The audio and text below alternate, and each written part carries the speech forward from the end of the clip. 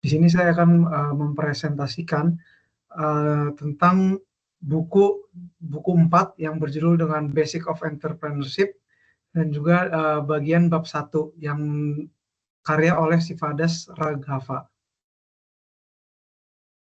Jadi judul dari bukunya itu hanya ketika kamu jatuh, kamu bisa bangkit. Dengan tema utamanya itu kegagalan adalah bagian tak terpisahkan dari kewirausahaan. Justru melalui jatuh bangun, seorang pengusaha itu belajar tumbuh dan akhirnya berhasil. Nah, jadi di buku ini tuh menceritakan perjalanan pribadinya melalui 9 startup dengan 4 kegagalan total dan juga 2 kegagalan sebagian sebelum mencapai kesuksesan. Ia menekankan bahwa pewirausahanya itu adalah perjalanan roller coaster penuh tantangan, namun penuh pembelajaran dan makna. Kita bisa mengutip dari Sir Winston Churchill yang dia berbicara kesuksesan adalah berpindah dari kegagalan-kegagalan tanpa kehilangan semangat. Oke, next-nya itu di buku ini juga Raghava menyoroti tokoh-tokoh besar yang pernah gagal sebelum sukses. Contohnya ada J.K. Rowling yang penerbit dari series Harry Potter. Ya, terus ada Michael Jordan, Thomas Edison, Beethoven, dan juga Vincent van Gogh yang sebelumnya itu mengalami kegagalan-kegagalan sebelum mereka itu sukses. Nah, jadi dari pesannya ini tuh kegagalan bukan akhir, tapi alat penyaring hal-hal yang tidak esensial. Kegagalan dan keberhasilan serial entrepreneur.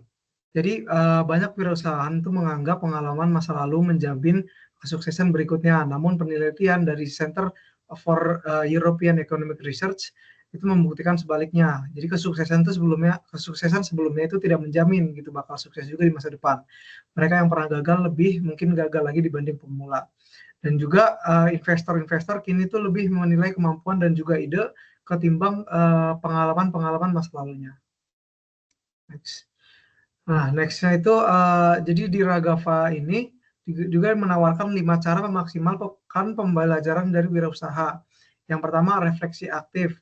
Jadi kita belum mendokumentasikan dan juga mempelajari kesalahan-kesalahan. Yang kedua, produktif menghadapi kegagalan. Jadi ubah kegagalannya itu menjadi bahan pembelajaran. Yang ketiga, mulai lagi cepat. Jangan menunggu terlalu lama untuk mencoba lagi. 4, itu hindari kesombongan dari kesuksesan. Jadi kita tetapkan target yang realistis. Yang kelima, itu bangun jaringan atau networking. Jaga koneksi yang sudah kita bangun dari usaha-usaha sebelumnya.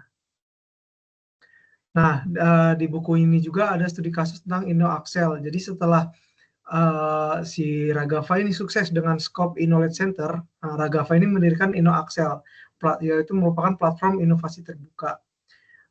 Jadi dari membukaannya InnoAxel ini, tantangan besarnya itu muncul.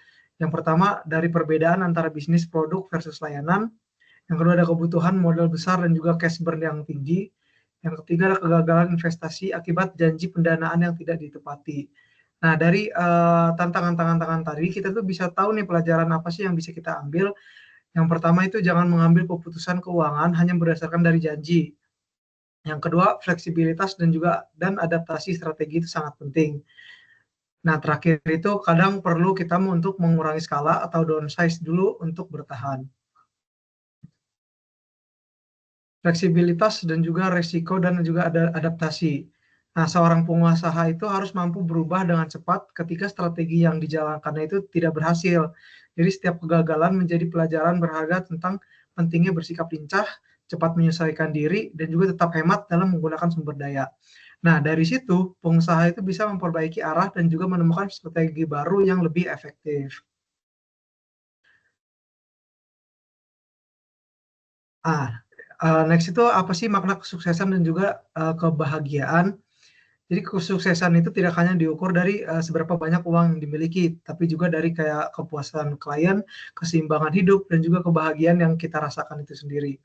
Kekayaan materi tanpa kesehatan, ketenangan, dan juga kebahagiaan sebenarnya itu hanya menjadi bentuk kegagalan yang tersamarkan. Karena itu juga kesuksesan sejati adalah ketika seorang itu mampu hidup produktif tanpa kehilangan kualitas hidupnya. Kesuksesan kesuksesan tanpa kebahagiaan itu hanyalah kekosongan. Penutup atau untuk inti pesan, jadi buku ini itu bukan sekedar panduan teknis, melainkan refleksi dari perjalanan nyata yang penuh dari dinamika. Tidak ada rumus pasti untuk mencapai kesuksesan, namun selalu ada pelajaran berharga yang bisa dipetik dari pengalaman orang lain. Dalam dunia kewirausahaan, ukuran keberhasilan bukan terletak pada tidak pernah gagal, tapi pada kemampuan untuk bangkit, belajar, dan juga melangkah lagi setiap kali terjatuh. Raghav sendiri menyarankan untuk calon pengusaha untuk bekerja dulu di organisasi mapan untuk memahami bisnis dan juga membangun jaringan. Dan juga menyadari bahwa keberuntungan dan juga faktor eksternal itu juga berperan besar dari kesuksesan itu sendiri. Nah, dari buku ini kita tuh bisa menarik kesimpulan utama.